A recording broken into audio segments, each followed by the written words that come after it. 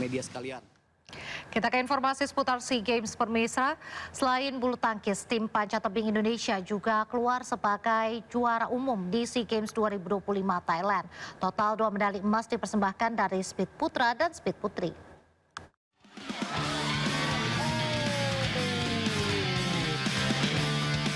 Atlet panjat tebing Indonesia berhasil mengawinkan medali emas dan perak untuk putra dan putri.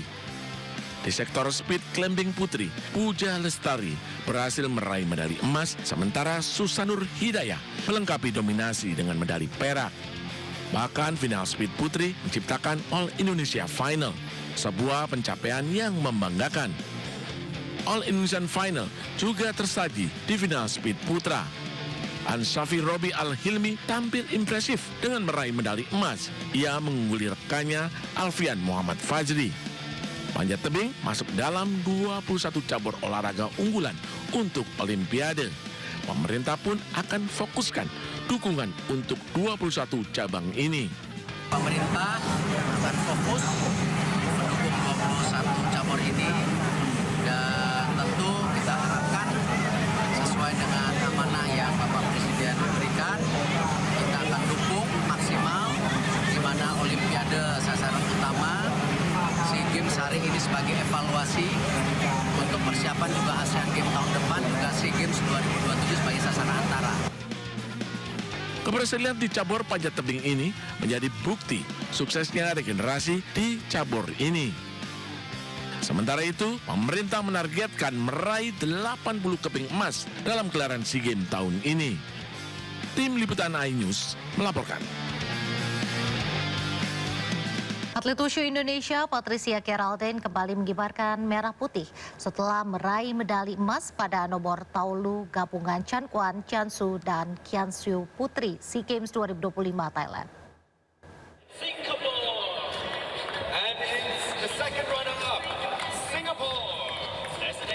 Patricia tampil konsisten dan memukau sejak awal hingga akhir rangkaian jurus.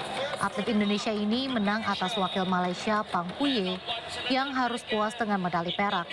Emas dari Patricia menambah pundi-pundi medali Indonesia dari cabang wushu. Wushu telah menyumbangkan 1 medali emas dan 3 perak untuk kontingen merah putih di SEA Games Thailand.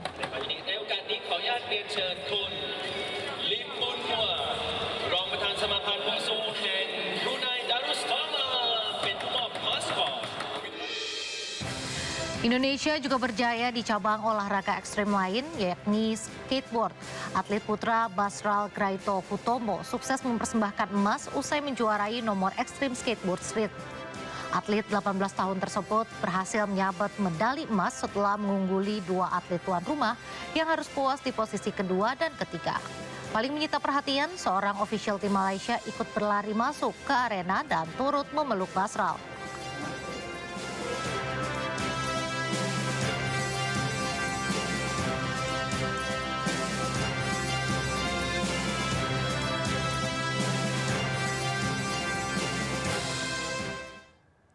Memasuki hari ke-6 penyelenggaraan SEA Games 2025, tuan rumah Thailand masih memimpin perolehan medali.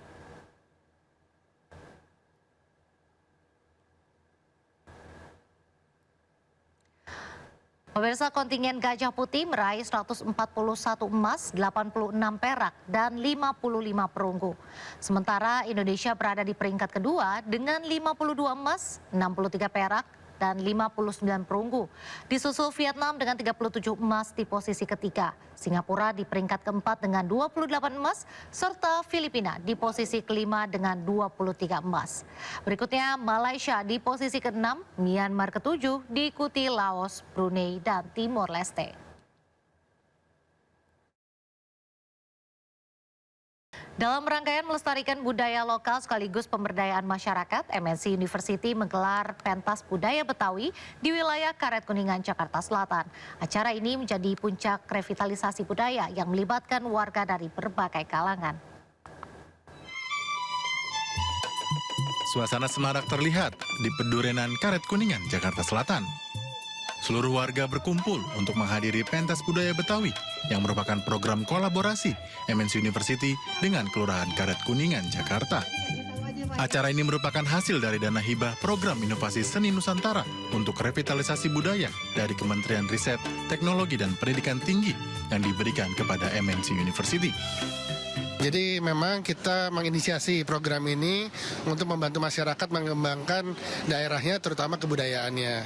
Jadi ke depan untuk kesinambungannya, kita sudah membuatkan konsep namanya adalah Kampung Media. Kami memilih Kelurahan Karet Kuningan ini sebagai kelurahan yang kami bina untuk melaksanakan dari mulai sosialisasi, pelaksanaan, sampai merevitalisasi budaya Betawi. Jadi kelurahan ini kami bentuk untuk tetap bisa menjaga dan melestarikan budaya Betawi di sini.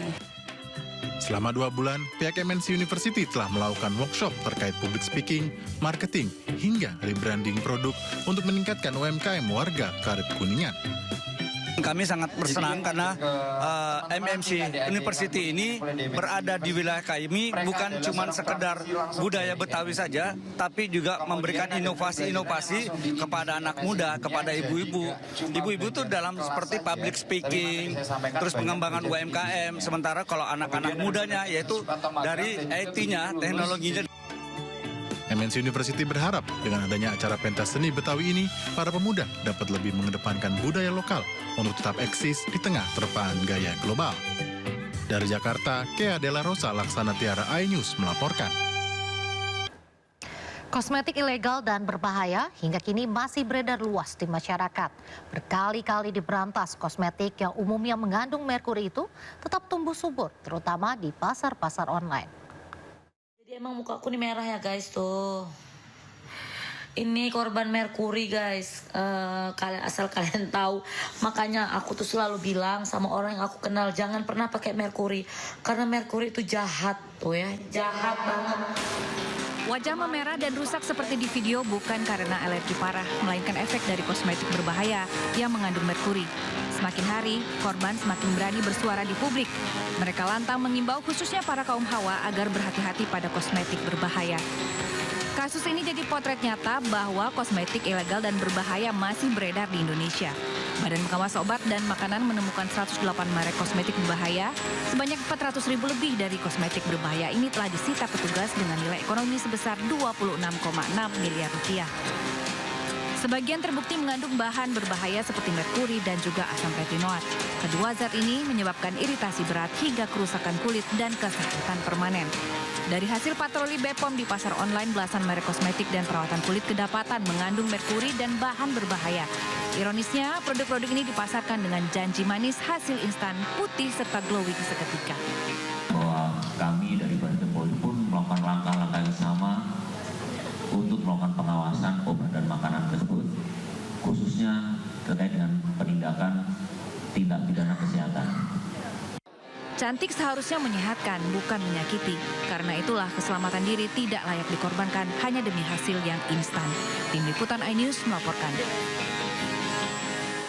Pemirsa, libur Natal dan Tahun Baru tahun ini akan bertabur diskon, terutama untuk tarif tol dan transportasi umum. Presiden Prabowo Subianto meminta agar diberikan diskon besar tarif untuk masyarakat. Presiden Prabowo Subianto meminta diskon besar untuk tarif tol, tiket pesawat terbang, kereta api, hingga kapal laut di masa libur Natal dan Tahun Baru. Pernyataan ini disampaikan oleh Sekretaris Kabinet Letkol Teddy Indrawijaya usai rapat bersama Menteri di Hambalang kemarin. Pada libur Natal dan Tahun Baru, Kementerian Perhubungan dan Polri memprediksi 2,9 juta kendaraan akan keluar Jakarta melalui tol. Sementara pada skala nasional diprediksi 51,12 juta warga akan menggunakan mobil pribadi untuk berlibur. Total warga yang memanfaatkan libur Nataru di Indonesia sejumlah 119,5 juta orang.